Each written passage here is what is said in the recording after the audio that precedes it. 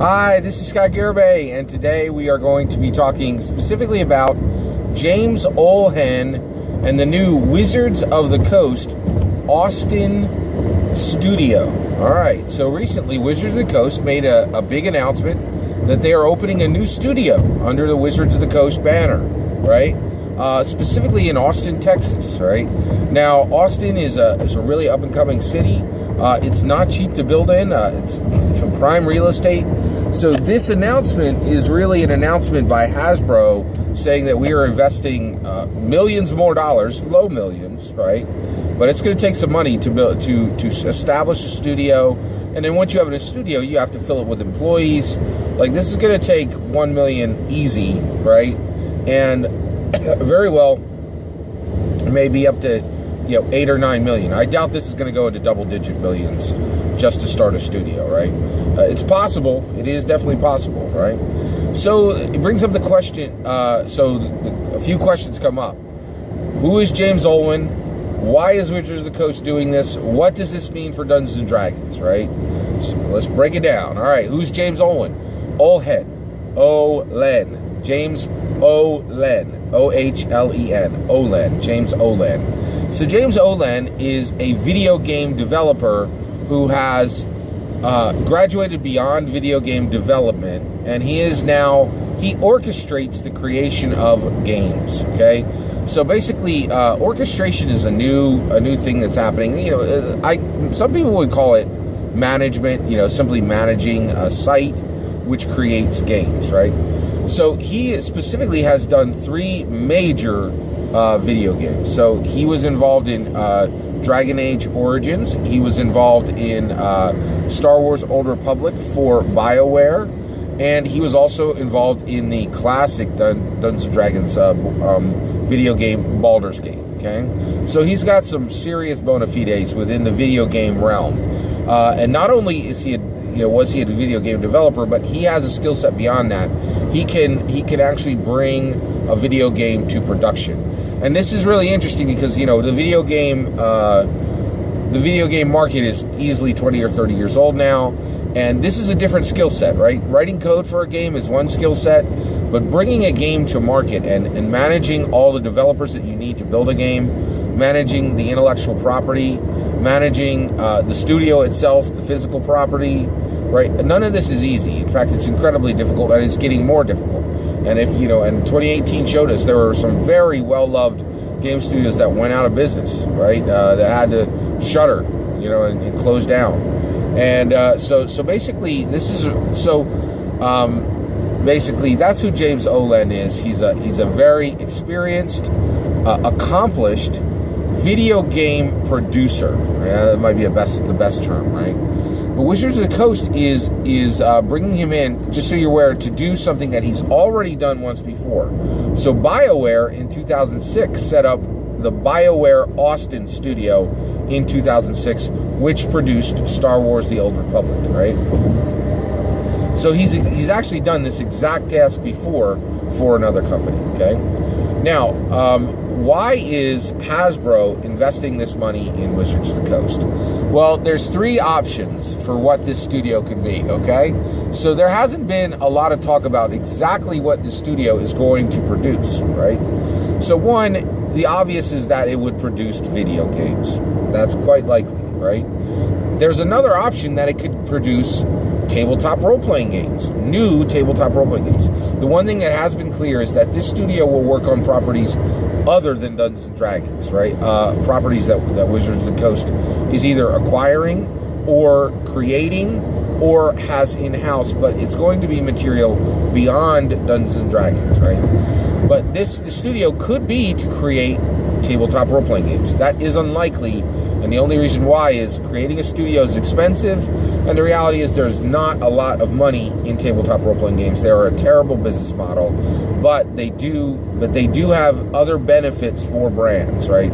I think Hasbro is thrilled to own Dungeons & Dragons, the tabletop role-playing game, right? It's not a great moneymaker, but it comes with a lot of respect, street cred. It comes with a lot of respect. It comes with a lot of history, right? Dungeons & Dragons is its own thing. It really, really is its own thing, right? The last thing that the studio could be doing is It could be creating video games and creating new video games. And it could be creating new tabletop role-playing games. Now, again, we did talk, like, it's unlikely that it's going to be tabletop role-playing game only, but there is some evidence that it could be a mix of video game and tabletop role-playing game. And one of the reasons why is while James Ohlen has created video games in the past, he's actually currently making tabletop role-playing games. He has a Kickstarter which is at $173,000, which is Odyssey of the Dragon Lords. He has this Arcanum world, which is his own intellectual property, kind of a fantasy platform, a fantasy setting to tell tabletop role-playing games in. And Odyssey of the Dragon Lords is kind of a mixture of Greek mythology and traditional fantasy elements mixed together. And basically, Arcanum world holds this property, Odyssey of the Dragon Lords, which James Ohlen is creating to be compatible with 5th edition, right? So he definitely has an interest in making tabletop role-playing games, right? Now, one thing that's interesting is I think 9 chances out of 10, James Ohlen would really like to make tabletop role-playing games now, right? But the reality is when you have a skill set for building studios for video game development, it's hard to leave that skill set on the shelf because it's so valuable, right? So it's one of the reasons why he might be returning to video games. Now, what does this mean for Dungeons & Dragons, right? Well, one thing is it means good things are coming, right? And here's why. Basically, Hasbro owns Dungeons & Dragons. They're coming up on 20 years of owning Dungeons & Dragons. In fact, yeah, they're coming up on 20 years of owning Dungeons & Dragons. They're approaching 2 decades of having owned Dungeons & Dragons, right? I think, yeah. So with that said, it's really interesting because, excuse me, they are, so basically they've held it for a long time, and they want to do well with the property, but also it is this lagging property they have, right? So basically, Dungeons & Dragons, like I said, it provides Hasbro with a ton of street cred, a ton of history, a ton of goodwill from the gaming community, but not a lot of money. It's very, very hard to make actual millions and millions and millions of dollars, which Hasbro wants to make as a global company from a tabletop role-playing game. But here they are, and they're investing soundly in Wizards of the Coast, saying this brand is valuable, Dungeons & Dragons is valuable, tabletop role-playing games is valuable, and we are going to continue to invest in this, right? And so that's fantastic. And that means there's going to be significant money for the design teams for Dungeons & Dragons.